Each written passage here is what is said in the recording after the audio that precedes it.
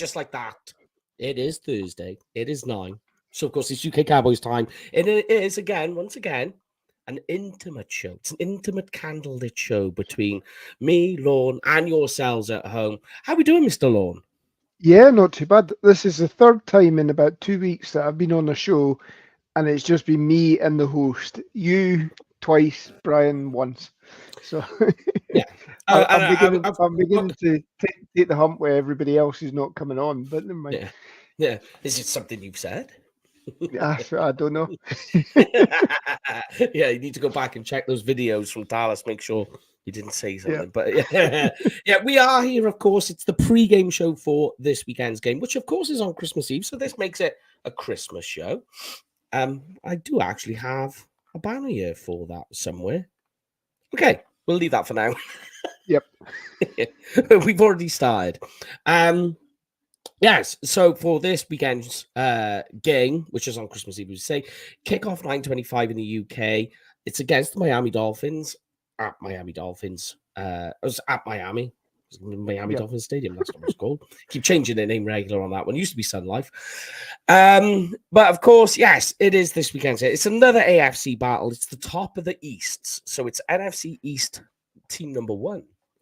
And it's another Sky game as well, so you'll need to turn down the volume when you go to the when you go to the studio and you've got Neil Reynolds, the not so closet Dolphins fan, going on about everything. So.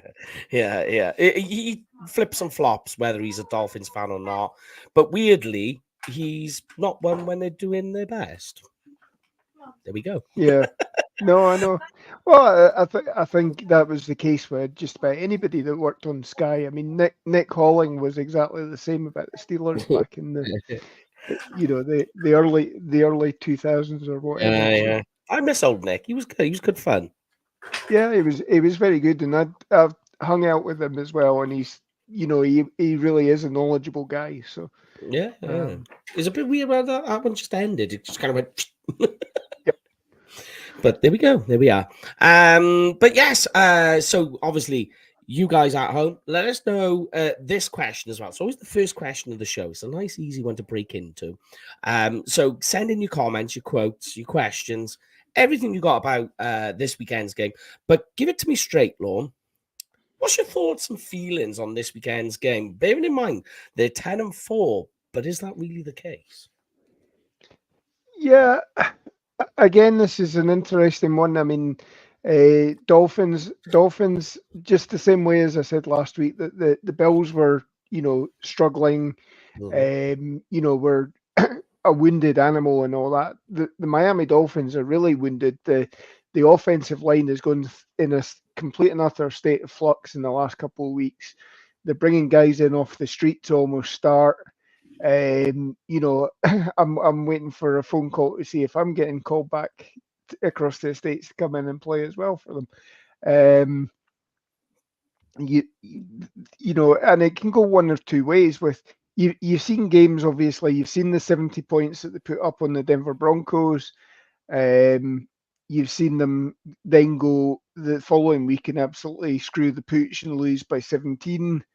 They're so up and down this season, but they're still in contention, obviously, for the number 1 seed in the AFC.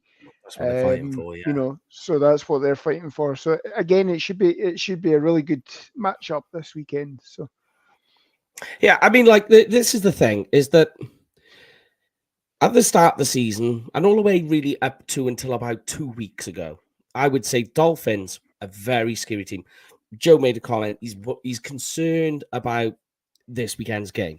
I understand, but obviously with what happened with the Bills last week, yeah. There's no way to sugarcoat what happened last week. I mean, it was crap. You got to give credence to a couple of reasons behind it all, but I'm not here to make excuses for how that performance was last week. It was what it was. It is what it is. It's done. But the Miami Dolphins, from really up until about week 8 or 9, they were a hot ticket. But all of a sudden, in the last couple of weeks, that starting lineup, and we will go through it. We'll do it offensively and defensively. Not often we have to do that, but we have to because the injuries for the Dolphins are piling up big time.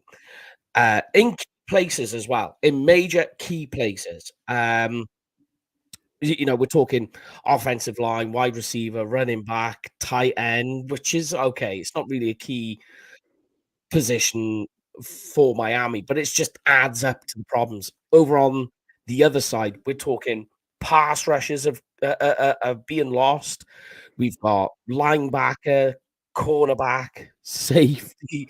I mean, it is all going on for the Dolphins. We will go through it bit by bit as we go through it, because there Yep. is so many that if we run through it now, it would just be a bit of a drone to listen to. Because the list is massive. And we'll go through not just the ones that are questionable for this week, we'll go through ones that have fallen over in the last couple of weeks as well. And you will see how it all stacks up then.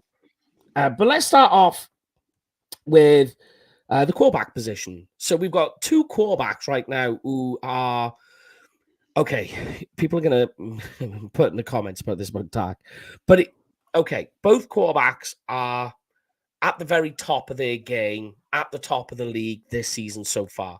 Tua is enjoying a really productive season. He's come on nicely. Dak is obviously in the running for MVP. You could argue Tua is too as well. We'll get to one very important statistic, which is convenient for both Tua and Brock Purdy as well, which is raising its head this week. But let's go through both quarterbacks then, Lorne. Give it to you straight. Who's the better quarterback this season? This season, again, I would give it to Dak Prescott, to be honest. Again, and from the whole point of view of this offense is working for Dak. In general, it's working for Dak. Obviously, last week was an off week. Career high in percentage completions. Touchwood, the interceptions are down. There's only been one fumble this year. And this offense is picking up the pace. Speed bump last week, but generally, Cowboys don't play well in cold weather situations anyway. Thankfully, this weekend's a bit warmer, and I mean there were a few guys that had illnesses going into the game last weekend. There was rumors as well that there was a bit of food poisoning going around as well. So, but they obviously they didn't make a thing of it or anything like that. But that was supposedly one of the things. And if you saw, I don't know if you saw, Amber Garcia did a video of her hotel room, and it really looked horrible. That the bed had hairs on it and everything like that weren't hers. So you have to wonder about the hotels that they were staying in. So, but again, this is warm weather this week. The guys will be obviously licking their wounds a little bit. Obviously, know that they're in a stronger position actually as a result of this. The Eagles falling as well at the weekend. They're in a stronger position. If the Eagles lose one more game, Cowboys can still afford to lose either this week or next week against Detroit, win the remaining two, and they're in ahead of Philadelphia. Now, obviously, Philadelphia have got three on paper relatively easy games back to back, with the Giants separated with the Arizona Cardinals. So yes, but the Cowboys should be saying, look, we've got everything to play for still, to claim at least the number 2 spot, and then you're talking about at least 2 games that you've got a home match as well. So and obviously Cowboys do well at home at the moment. So they're on. Well, it's the longest winning streak at the moment is the Cowboys' home winning streak. yeah, One of the questions I've asked, and we'll answer it in a moment, is about the home road splits. Why there's a big difference. We'll answer that in a sec, because it is going to be in a mailbag, but we'll answer it now. Why not? But yeah, I think of the two quarterbacks, Dak is better. The reason being is, as I mentioned, there's one significant stat that Tua, and it's something Brock Purdy has as well, and that is yak yards. So I made a comment on Twitter many weeks ago about should you subtract yak yards from quarterbacks passing yards to find out the true who is the passing leader, because yak yeah. yards aren't a quarterback stat. Much like people use Super Bowl rings as a quarterback stat. I don't understand that one either. But there we go. Yeah. In the NFL, Miami lead the NFL in yak yards. So you have to give some of what Tua's doing away, which puts me back to Dak. Cowboys ranked 12 in yak yards. In people wondering why I mentioned Brock Purdy. So per pass attempt, the 49ers are first in average yak yards per attempt. Yeah, yeah. I mean, There everything with both of the, and obviously you got to remember that Mike McDaniel is a protege of Yes. Shanahan as well. Yeah. So Yeah. you know, albeit he's taking it to the next level by getting track stars in and getting all the speed at every single position. But essentially, it is the It's the same same offense. Yeah. same offense that 49ers are used to playing as well, which again, that's potentially another issue for us that, we didn't do well against the 49ers at the beginning of the season. It is the added aspect of speed. But again, as we say, you're potentially talking that Tyreek Hill might not even play this weekend. It's possible. A-Chain, he might not be able to play this weekend. You might actually see a lot of Cedric Wilson this weekend if Tyreek Hill's not playing. So, you know, it certainly is going to be an interesting game, I think. Yeah. I mean, we may as well begin this process of what we was talking about, because you've jumped onto it already. So yeah, Tyreek Hill is questionable. He has not participated in practice this week so far. From what we know, we're still waiting for today's practice report, which, if you're listening on a podcast later on, or tomorrow, or over the weekend, that's Thursday. So you probably know more by the time you listen to this on the podcast, on the audio version. So Devon A-Chain is questionable with a toe injury. The weird one, which didn't pop up but has now, is Durham Smythe. He's on the injury report. Bearing in mind, though, that's not huge for the Dolphins, because the Dolphins don't really use their tight ends that way. Like, the Dolphins tight ends have scored 0 touchdowns this season, which is the fewest in the NFL for the tight end position. But the more important one, and I mean, this is crazy as well, is the offensive line. Yep. So this is where it really goes on. And I mean, they're literally starting guys off the street this week. Things are that bad. So Eichenberg and Terran Armstead, the 2 tackles, they're questionable. We'll know a bit more. But the big one, Robert Hunt, I don't think he's going to play. That's huge. He plays offensive tackle as well. That's going to be a problem. Austin Jackson, who is the starting guard, he's questionable play. He had an oblique injury last week, and it does not look like he is going to play at all. I don't see. I don't see it.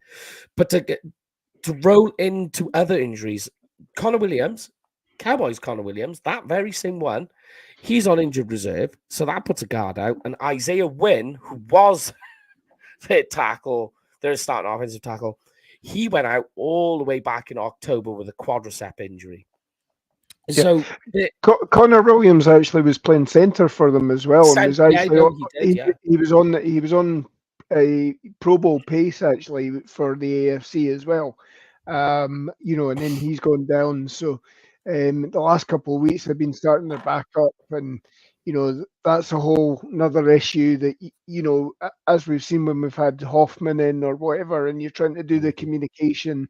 Um, it just makes it a lot harder for them. So this is where we need to attack this. But you know they can try and settle things down by taking a leaf out of Buffalo's book and actually trying to run on us. run the ball.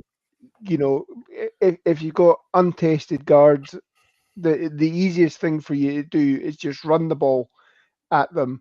Hmm. You know, and it makes it a lot easier so that you're not having 7-step drops, 5-step drops, third and long, that sort of thing, and you're not needing Tua to stand around in that pocket. Yeah, You know, his training that he's done in the off season to sort of he's been doing sort of martial arts training to make sure that he lands properly when he gets thrown to the ground.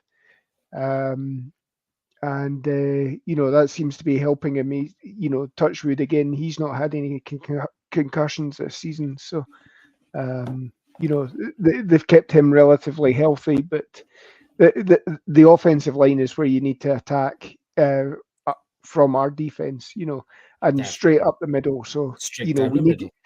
you need to see Gallimore, Osa Odigizua set up a little bit better this week. Mazzy Smith, you know, I went back and I watched the game. Go on. Mazzy Smith actually was not the reason why Thank you very James much. Cook had 221 yards or whatever, Did you and read my 206. defensive article? I didn't actually. I haven't And got round to that I yet. said the exact very thing, mate. We're on the same page, but keep going. Keep going. Yeah, and I mean he you know he obviously got the sack where Yeah, first NFL Josh sack. Allen, yeah, where Josh Allen was ruled in the grasp, you know, and obviously got a raucous boo from the Bills crowd because obviously Josh Allen had just, well, it was tippy toe as to whether he got away from Mazzy or not. But I mean, the one thing as well is that you know Mazzy is never going to be, That's you not know, what he's there Jonathan. for. Yeah, and Yeah. Jonathan Hankins has said it took him about 4 years to actually develop himself as a nose tackle in this league. Nose tackle is, you know, it doesn't look like it's a hard position to play, but it is, It's really and especially at this physically level. So demanding. yeah, Physically yeah, demanding. Yeah. and I mean, much has been made that Mazzy's actually lost about 30 pounds as well. He's down to round about 300 pounds. Okay, that's still Maybe fine. even yeah, but I mean, if you think when we drafted him, he was about 328. Yeah. Yeah. You know, and it's you know, you were looking for him to still be that that big body space eater or whatever, but you're now down to a similar level as Gallimore and all that sort of stuff as well. So, but Yeah. again, I think that was his first. Obviously, those were his first meaningful snaps to get under the belt. There's still the same thing when he gets out of his stance quickly. He's a force to be reckoned with. He you know he'll play 8, 9, 10 snaps, be great getting out the stance, and then he gets tired. He gets slower out the stance, and that's when it's literally anybody can push you away. If you're not up, it very much is a case of getting your hands up, getting Up and under. Yeah. up and under, Yeah. and then you control that line of scrimmage. If you don't get up and under, then you're the one that's getting controlled. So, Yeah. um, And it is a technique thing. We know he's got the power and he's got the strength. We know it. And I think that comes down to his days at Michigan in college, you know, like playing in the Big Ten. He's physically dominated there. You know, like we heard all the yep, stories, you know, draft time about how he was in the gym, etc. But because he's been able to physically dominate so easily in college that when he's got to the NFL, he's not been able to do that. It's like, oh, I actually need to know techniques. And you have seen with Mazzy as well, like when you look at Mazzy, certainly early in the season, I was going to say during training, it was a little bit tricky there, but early in the season, you've already seen a progression. You've seen certain little things, like he was getting forklifted at the start of the season. The guy that size shouldn't be have that done to him. But now he's understanding the idea of technique and getting low to the ground. And there's certain little movements he's got to do with his hands to like not be a swinging door. And you've seen that. And it's good to have seen. And like you say, last week was his first game of real snaps. And I agree with you that the big issue with and I think what the stigma of Mazzy comes from is we haven't seen much of him.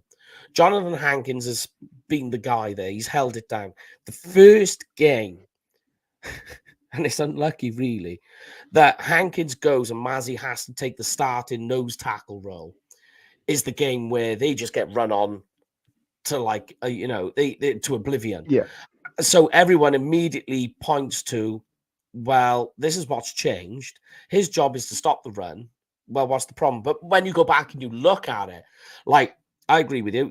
Yeah, all right. He made the sack. He made 2 pressures. He made 1 defensive stop, made 2 tackles. Great. But a nose tackle, everything that he does for a guy like that, a 1-tech nose tackle, when you're in those 2 positions, it's what they don't do on the stat. It's what they do that doesn't show up on the stat sheet. That is the most important. And you've seen that with him. The biggest problem with last week was the runs on the outside. And I wrote it down that there was 17 missed tackles last week, right? Mazzy didn't miss a single tackle. Okay.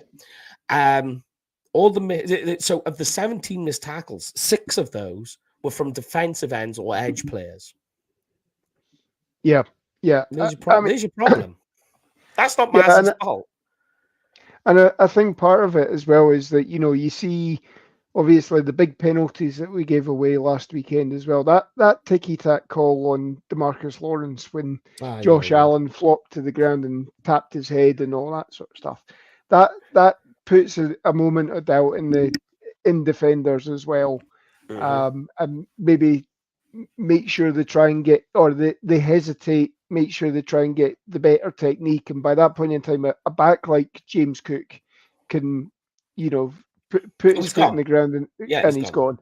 Yeah. And if you actually saw the sort of scatter chart of where the runs were, everything was to the outside.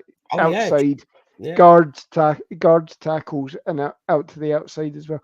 And they kept running a counter tackle tray, where the tackle the left tackle comes across and blocks down on the right hand side, and vice versa. So it's things like that. You think you've got a free run to the ball carrier, and then at the last second you get sideswiped by the tackle coming down. That's part of that's awareness, but we haven't been in a position where we've had teams run on us, and that's partly because the similarity between the Dolphins and the Cowboys is both of these offenses like to get the scoreboard up first of all, and then the defenses can, you're in a position where the offense don't run the ball because they're trying to pass to get back into the game. And then that plays to both defenses where sacks come in, pressures come in, and all that sort of stuff. So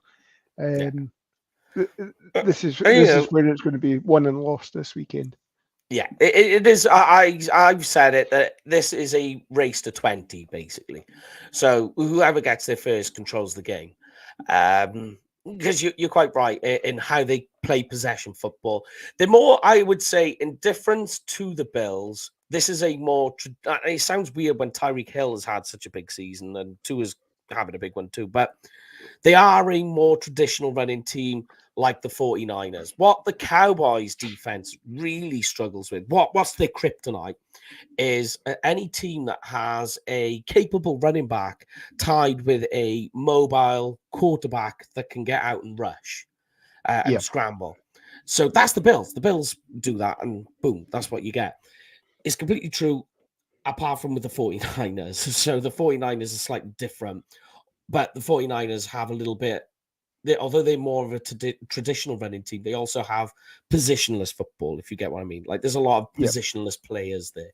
So that kind of muddies the water. But this is the type of team, though, because people have complained about the lack of a big run stopper in the box at the linebacker position, because we do have the lighter hybrid guys, Marquise Bell and Damone Clark. Yeah, and you could even go as far to say Donovan Wilson as well. But the good news is this week they got Raheem Mostert and possibly Devon Achane, who are so Achane, pure burst, can like get in from first to his fifth gear so quickly. Like, that guy is just acceleration crazy. And that's why he was so successful as a running back in the SEC. Yeah. Raheem Mostert, believe it or not, is nearly 32. It's wild. But his speed is phenomenal. Like, they've clocked him at like 22.2 miles an hour on some of these runs. It's insane speed this guy's got. And this is an older guy coming in the league, leading the league in rushing. But the point being is that for guys like Marquise Bell and Damone Clark, and even, you're going to have to use the cornerbacks to come and down and help to cover in the run game as well. But when you look at like our guys who are more shiftier and quicker, the lateral speed is faster too than it would be for a traditional off-ball linebacker, which people keep saying Micah Parsons needs to do. This is the type of game where this comes into our favor, where it helps having the lighter hybrid type guys to cover. So I think in terms of what we had last week in comparison to this week, it is completely different. You're looking at orange and apples, as they always say. Yeah, I mean, the one thing as well with the Bills as well, they were constantly getting the guards, tackles, whatever, onto the second level and taking on our light linebackers, and we don't, Leighton Van Der Esch, if he'd been able to play, then perhaps he would have been better suited for this game against the Bills. Every team that we've lost to this season, the Cardinals, the 49ers, to an extent, the Eagles as well, when we were playing at their ground as well. They managed to get guys onto our linebackers, and that allowed them to salt the game away by just running the ball 5, 6, 7 yards at a time, and you weren't having this, third and long, as I say, in pure passing situations. So it was keeping the defense on its toes. Miami, obviously, we don't know what this offensive line's going to be like. The communication won't be there for a start. So that should benefit. That should benefit you. But if these guys get onto our linebackers, then yes, that's where the failing could be. Well, you think, right, and this is one thing that popped into my head straight away. As soon as I was thinking, Miami's Dolphins, running game, offensive line diminished. We've got guys coming off the street to come and play offensive line for them. When you think of how, maybe not last year, but certainly this year you've seen it, there's a lot of zone blocking scheme there. There's a lot of zone off the offensive line. Now all of a sudden you've got to change all these moving parts, right? You know yourself what it's like here when that happens. You can't use a zone blocking scheme when these guys have not played together. It's impossible. Like, it's not impossible, but to try and tack this in the space of a week, I mean, like, you'd have to be doing it day and night to try and get any decent resemblance of what you've had before. So that means you're going to have to go down to gap power. And we've just saying now about the type of running backs Mostert and Achane, sorry. Yep. My fault. It's me being slang with Aggies players. But when you've got those type of players, you know as well as I do that they're not looking for these gap power. They want they want the zone ahead of them because it's creating extra options and running lanes for them to move through. Plus, it's getting guys into the second level. Without it, I just think that they're going to be less effective this week, tied in with the type of linebackers that can come in and help get to the running back before they get cleared out. And I think that's huge. Yeah, definitely. But on the opposite side, you know, we've got Zach Martin. He gave us a bit of a scare last week, to say the least.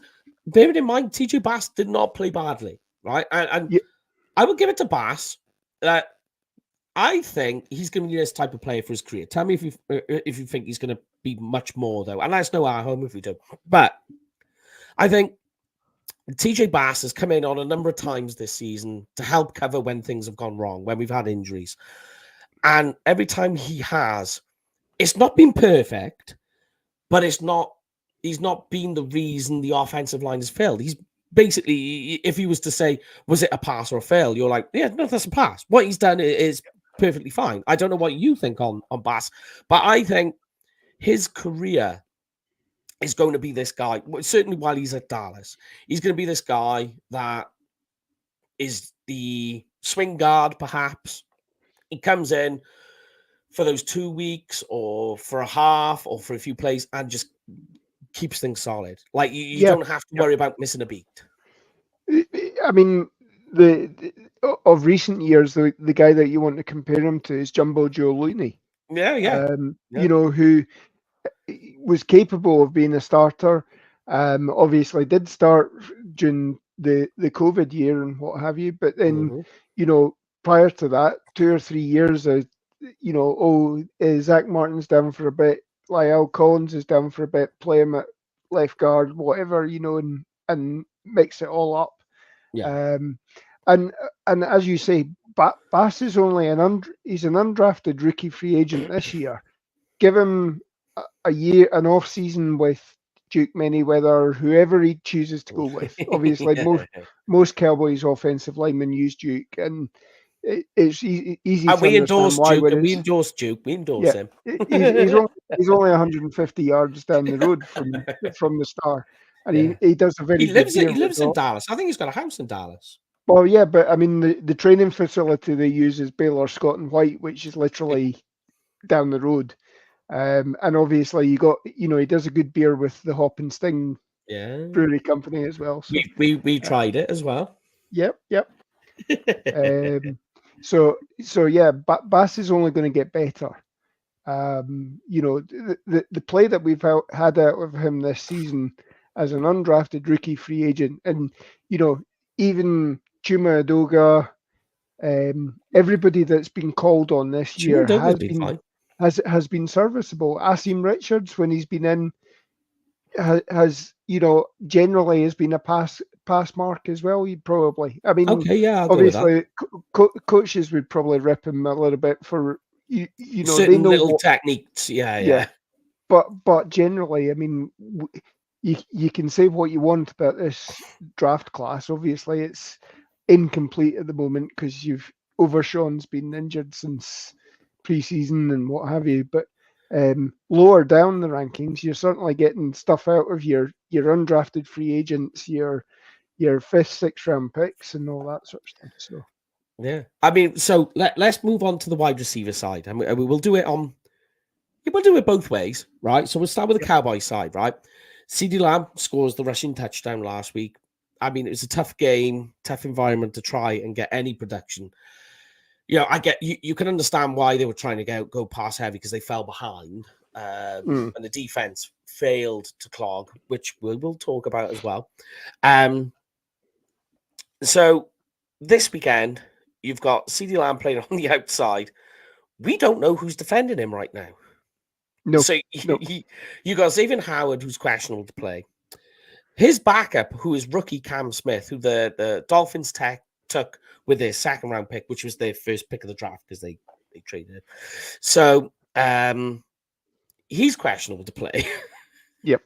So now you're just wondering who's going to be defending him. On the other side, I mean, this is a perfect game for Brandon Cook to go off. They've got safeties falling out everywhere as well. I mean, let me try and find this now, and I'll tell you that their safeties. I mean, I don't know who they have got playing at safety this week because it's just as bad. So Yeah, they got Deshaun Elliott Elliott's in concussion. protocol. Yep. So that's a big question mark. The free safety Javon Holland as well is questionable. He's been limited in practice this week. I can't remember. I think he's got a knee knee injury. Yeah. So you've got four defensive backs, two of them safeties, two of them cornerbacks, and then the one cornerback they do have, who's still able to play, is really hit or miss. So I mean, we've got an opportunity. I think certainly, I mean, if you want to argue that both safeties missed time, this could be a big game for Jake Ferguson too. Yeah. I mean, obviously, Jalen Ramsey's a fairly serviceable corner. He supposedly, as far as I can see, he's not on the injury list at the moment. He would obviously probably step up and take on CD Lamb if Xavier Howard's not able to go. Yeah.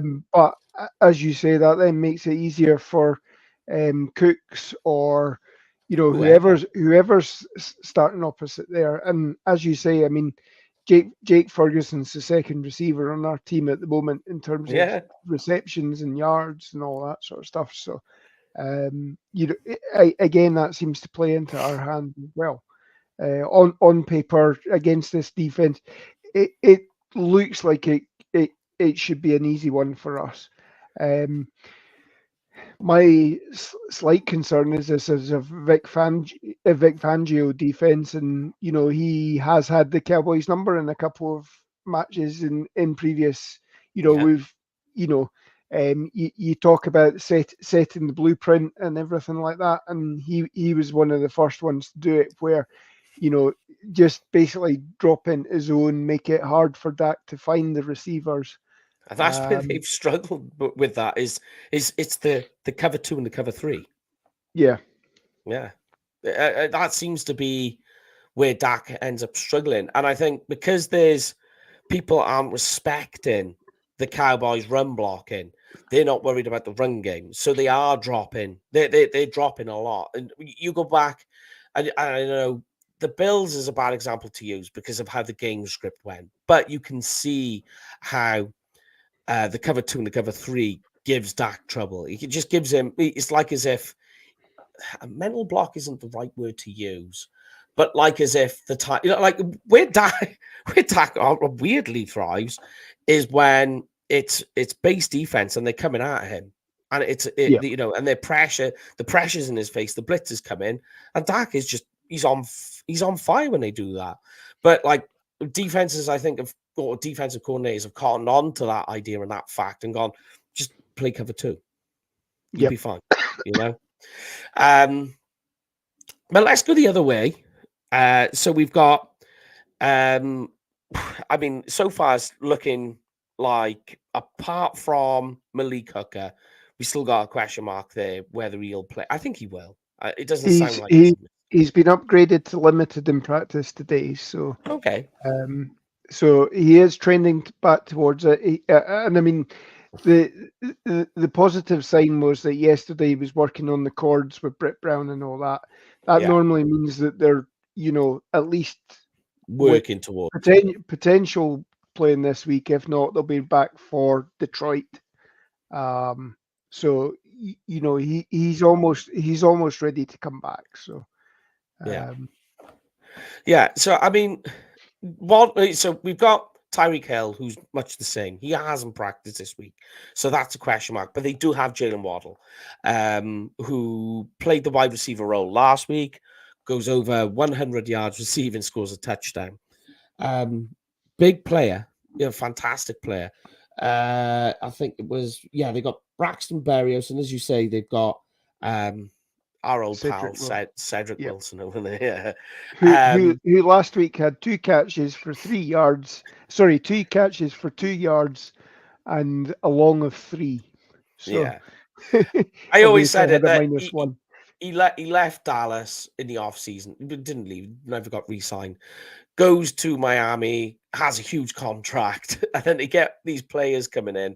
And I was like, there we are. Then Cedric Wilson has just become one of the most expensive wide receiver 4s in the NFL. Yeah. Unlucky for him.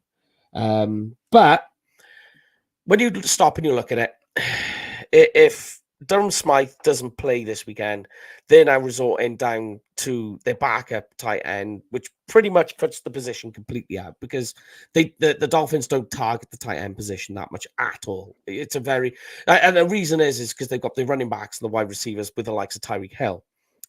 So now you've got the cornerbacks and the safety unit really only having to take care of, if you like, Jalen Waddle, which I think Waddle is the type of guy Deron Bland is actually extremely capable of covering. It's that type of receiver. Like the ones that he struggles with would be like a good example would be CeeDee Lamb.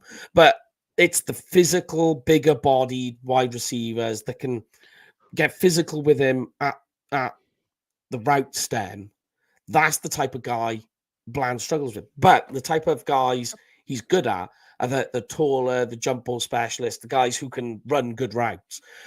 Those guys, Bland is very capable of covering. So I think you do that and you keep things in check with Waddle, you can really constrict what the Dolphins do on offense. But give me your thought. What do you think is the best way to defend this receiving unit, if you like, for Miami?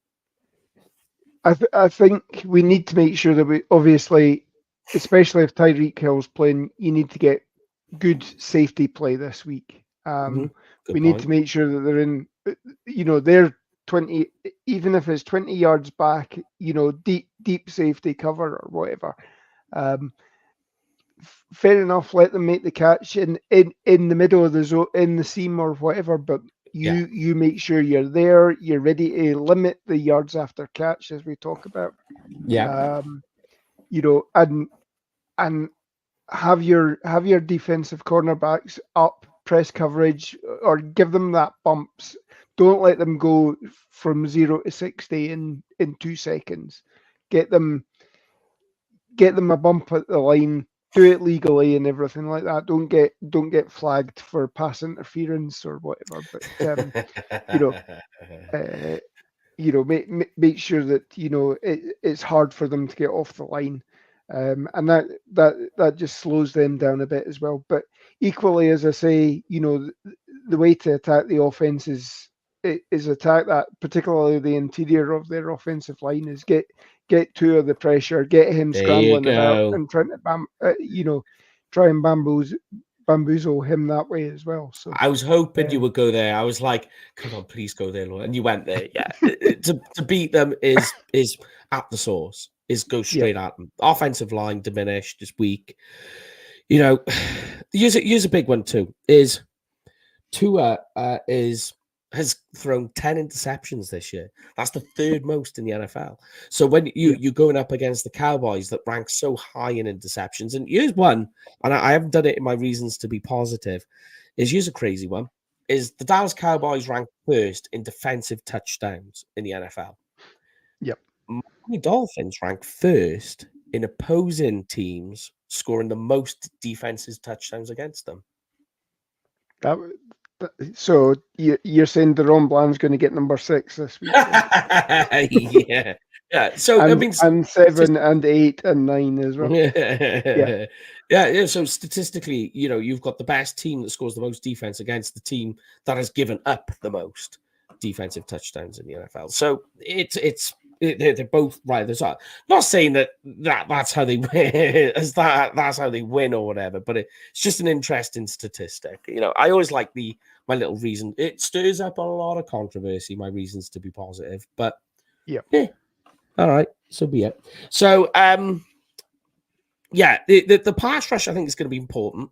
We will discuss it a little bit now, but the big one I wanted to talk about on the defensive line is, I don't know if you've seen it, but on running plays, teams have cottoned on to the idea of using the Dan Quinn system against him. So the ball is always flowing away from Micah on running plays. And if I'm Dan Quinn and I'm using this, I set the trap on that. I don't know what you think. No, I'd agree that, that Dan Quinn needs to come up with schemes that, if they are going to work to take away Micah Parsons, you're ready for everything else. And you do see it. I mean, 9 times out of 10, Micah Parsons is having to trail the play, take away any cutback lanes or anything like that. But invariably the play is being run away from him, and that plays into the hands because normally DeMarcus Lawrence is on the opposite side anyway, and DeMarcus Lawrence has been having a stellar season, getting up and making the tackles as well. Obviously, I think that that didn't work out too well last week, but again this week it should be better this week. Yeah, I think. Go on. Well, I again, not wanting to harp on at it, but the fact that this offensive line for Miami is relatively untested, they're not battle tested together. The communication's not going to be there. Everything should be in Dallas's favor as well, as long as we turn up and we want to play this game. Yeah, that's the big one. Yeah, but yeah, I think this is a game where I think, because people are asking the comment about what do we do to help with the run game, you're not going to really, okay, it's going to be needed this weekend, but I think the way you stop the Miami running game comes down to your defensive backs coming down to help. In terms of like down at the line, this is more of a game for a guy like Micah Parsons to get his sacks in. It's certainly a game for the rest of them as well, because Micah gets so much attention thrown to him.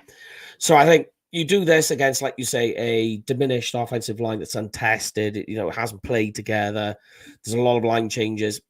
Even still, if there are guys that do end up playing, they haven't practiced this week. So there's going to be some of that going on with the team. So I think that's going to be really important, is to get down into them, down in the trenches. Make this the place where you win. You do that, it's like a traffic cone. Everything filters from there. So that's the big one. And get to Tua. Tua's got some good mobility. I will say that. But he's got mobility because he's only on 55 rushing yards for the year, which I was surprised about. I thought it would have been higher. Dak, for just for context, is over 200 yards rushing. So Tua's more of a guy that rushes to escape pressure rather than get first downs. Yeah. Again, I think the whole thing this year with Tua is that, they're wanting to make sure he doesn't get the concussions. Yeah. So they've not been having him run and I mean, I think there's a stat. I think he's the number 1 rated quarterback in terms of the speed at which he gets the ball out. There's something like, he's one of the quickest releases. It's something that's gone within 2.3 the time seconds. to throw, is it? Time to throw is something like 2.3 seconds, I think. So the Dolphins, and again, that's the whole style of the offense, is that get the short to medium passes, use the receivers to get the yards and all that, and because you've got Tyreek Hill, who's averaging 150 yards a game at the moment, potentially staking a claim for the MVP. If he manages to play and get these 450 yards, I think it is, for the last 3 games, he'll go over 2,000 yards receiving, and that stakes that's his enough. claim. Yeah. It doesn't matter what a quarterback does. Yeah. So that's it. I think Miami haven't given up many sacks because of the fact that Tua's getting the ball out so quickly. And I think the pressure rate's only something like 26% as well. So he's got one of the lowest pressure rates as well in the league. Interesting. So that's all sort of working out for them. But again, this week,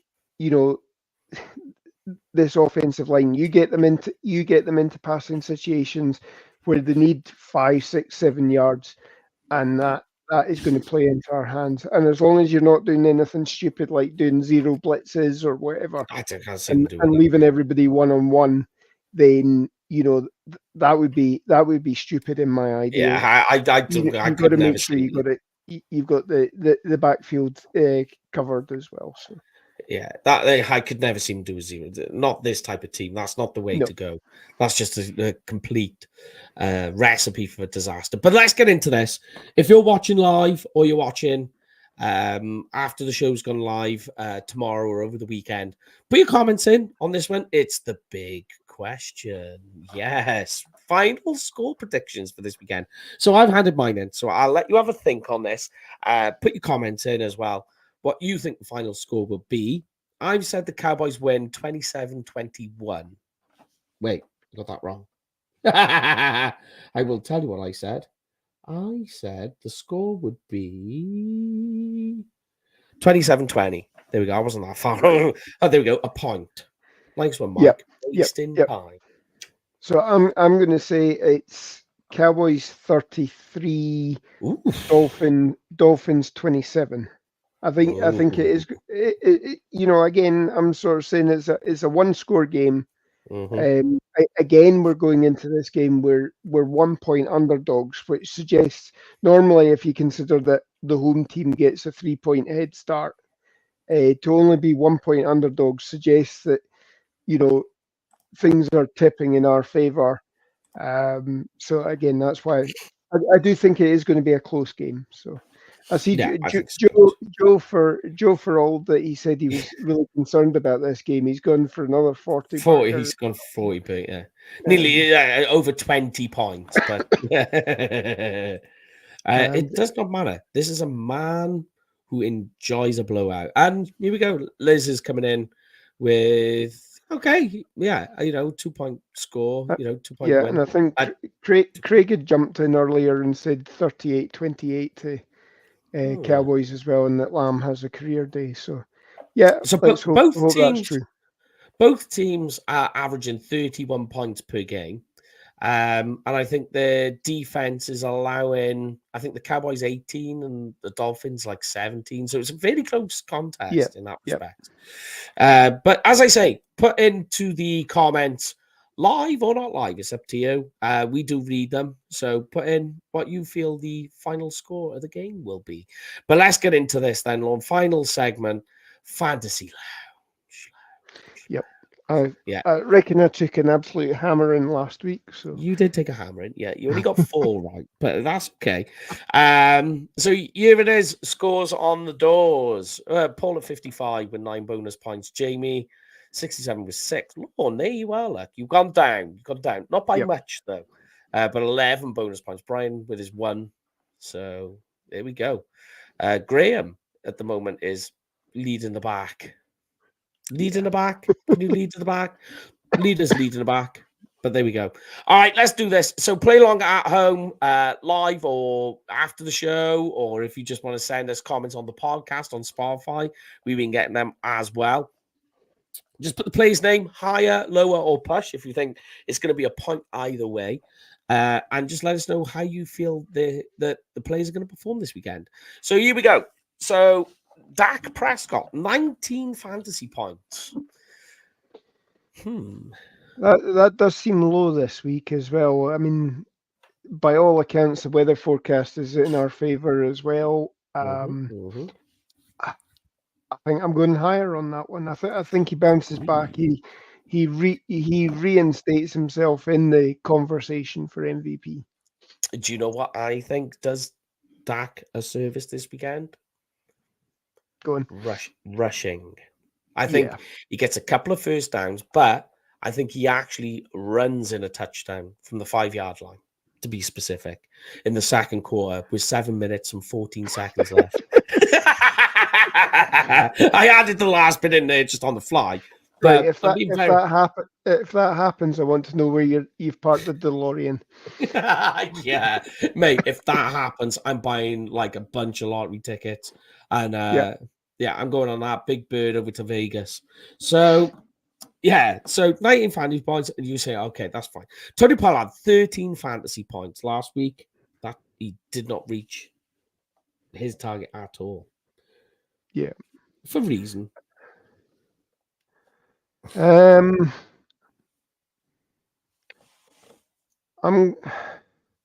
ever so slightly lower on that. I think, no, actually, I'm going to go ever so slightly higher on that. I think, Oh, we'll see catches out the backfield. We'll see maybe 70 yards as well on the ground, I think. So I think once the Cowboys have managed to score at the beginning, and God knows, I hope they take the ball straight away. If they win the coin toss, don't defer this week. Take the ball and put the pressure straight away onto that Dolphins defense. just so you know, Malik Hooker practiced earlier today. Did you say that? Yeah, I said he was You upgraded did, to didn't you? Yeah, you limited. did. Yeah, Yep. yeah, sorry. Zach Martin and Tyron Smith did not participate today. Yeah. But sorry, I have questions as to whether Zach Martin's going to be good to go, because obviously he's saying he's ready to go. Jerry's saying, nah, let's hold the brakes a little bit.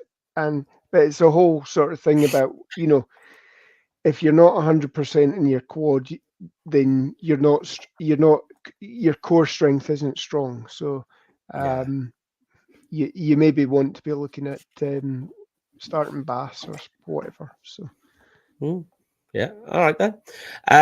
CD Lamb, 19 fantasy points. This Miami defense hasn't played badly, but I think they're playing off the premise of all the defensive backs and pass rushers being out of this game. Yep. Let's go push on that one. I think there will be some focus. Jalen Ramsey or whatever will maybe try and shut him down, but I think Lamb will still get his touches. He'll still take runs out of the backfield as well. Much like we saw last week as well. So yeah, well, I'll take the push on that one, I think. All right. Jake Ferguson, double-digit fantasy points for the first time this season. 10.1 fantasy points. He scored more than that last weekend, and he didn't score a touchdown. Yep. Again, Safety's out. Safety's out. Middle of the field. He's actually stretching the defense now as well in the middle of the field as well. So I'll go higher on that one.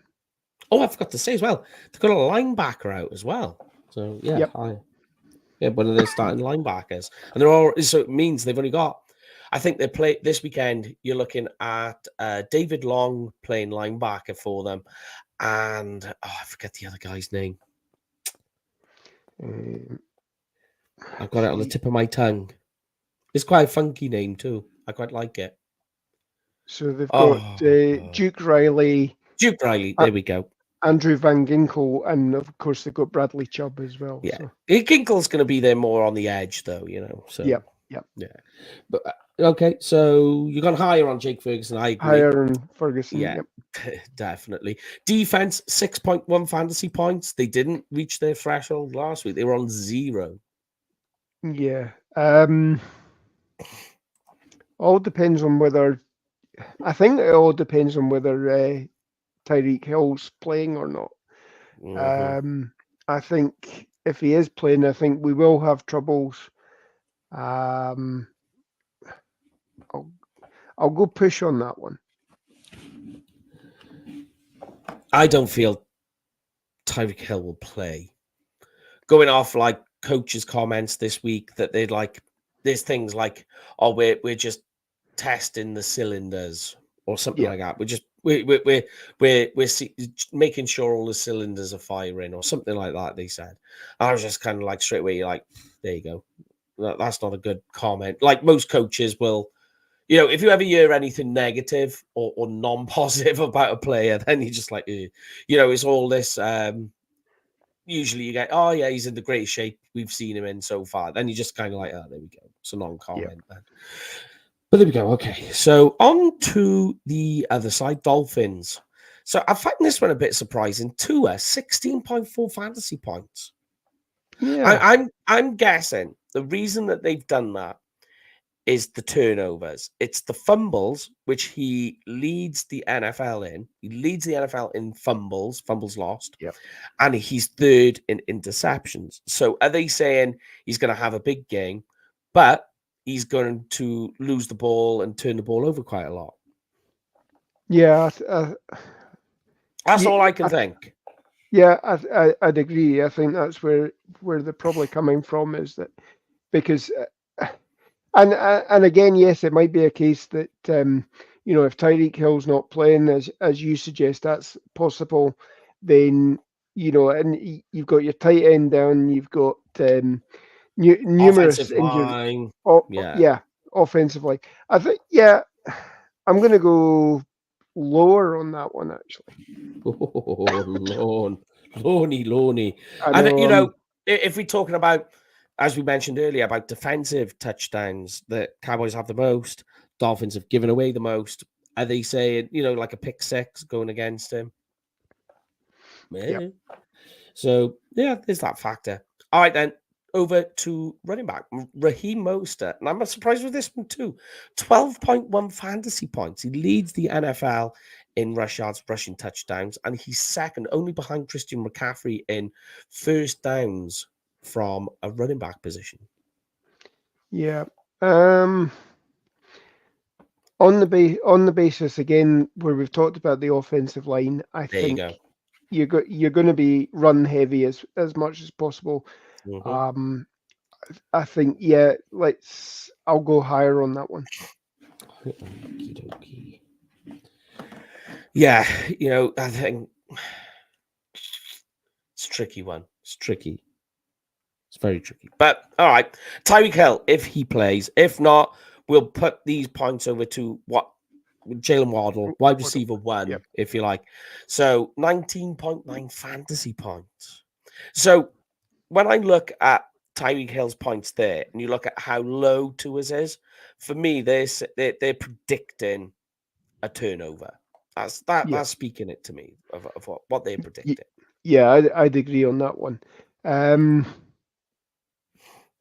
Tyreek Hill, if he plays, Jalen Waddle, 140 something yards, 44 yards, I think he had last week in touchdown. Yeah, so that would have been about 5 or 6 receptions as well. So that's 19 points. Yeah, I'll take a push on that one, actually. It's wide receiver 1 is what we're doing. Yeah, and we're going to do the same as well, with the tight end position, because there's question marks there. I don't know what you do with this, Mike, but Durham Smythe, 3.7 fantasy points. He literally does not get. They don't target it very much at all, as you can see. Okay.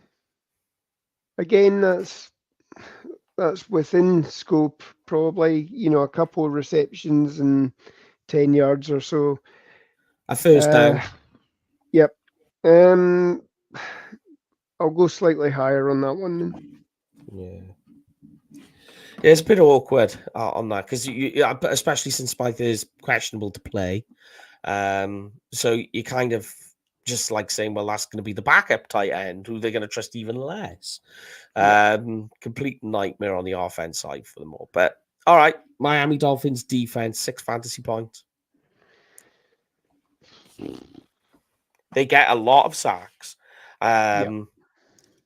They, I believe, lead the NFL in sacks. They do create turnovers too. I think they're on the same amount of defensive turnovers as the Cowboys. Yeah. But they're missing pieces. Bearing in mind as well, 2 of their starting defensive ends or pass rushers are on injured reserve. Yep. Again, because I've got the Cowboys going over 30 points, that automatically drops them down to 0 points. I think a couple of sacks, 4 points. I'm going to push on that one, actually. Oh, interesting. There you are. You're locked in, mate. You're locked in.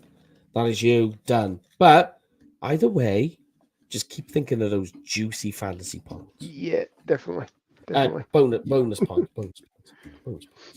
So we'll keep that going for next year, because it worked out quite well. It actually Yeah. helps me with the calculations as well. Allow me writing a list down and trying to keep a book for an entire year.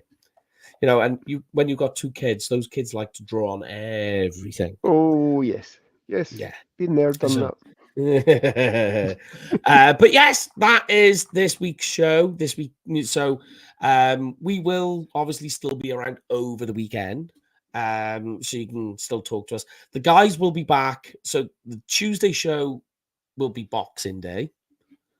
We'll let you know on that. I think they'll probably go ahead. Yep. It depends what everybody's doing and how inebriated they are. But we'll keep you on the loop on that one. But for now, we'll do this and then we'll get to the end and close the show. But hit me with it, Mr. Lawn. Okay, so if you're planning on going to a Cowboys game either next weekend or next season, make sure you book up a Cowboys experience for the ultimate meet and greets, game tickets, stadium tours, tours of the Star. Get to meet lots of players. I mean, when we were there, it was Drew Pearson, it was Wanley Thomas, Sam Williams, Tyler Smith was there as well. Kenny Gant was there. You've got the USA cheerleaders, Texas section. You know, and you've got DJ Blackbeard as well. Yeah. And if DJ Kai's around as well, you've got them as well. And Good guys. Barry will look after you, work with you for your arrival and departure times, try and fit everything in for you. And if you do book with them, make sure you use the promo code UK Cowboys, and you'll get some free stuff as well. And we're not just talking a goodie bag; you get lots of good stuff in it. He will give you the best discount if you just say the word. All you got to do, you just say we sent you. That's all you've got to do. That's the only thing. And then you get that tick in the box. But as we say, that is it for this weekend show. It is, of course, the Christmas show as well. Yep. I should have put the graphics on to begin with, but it doesn't matter. We'll use them next year. So enjoy Christmas. Because we won't see you until afterwards. Stay safe. Yep. Hope Santa gets you lots of lovely cowboy stuff. And we'll see you on the other side, guys. And as always, I started the show with the first word. So this dude gets the final word. See you on the other side, guys. Have a good week. Have a good Christmas. Hope you get lots of stuff under the tree. Hope Santa brings a win for Tommy DeVito, and you know, we can toast having the driving seat for the division.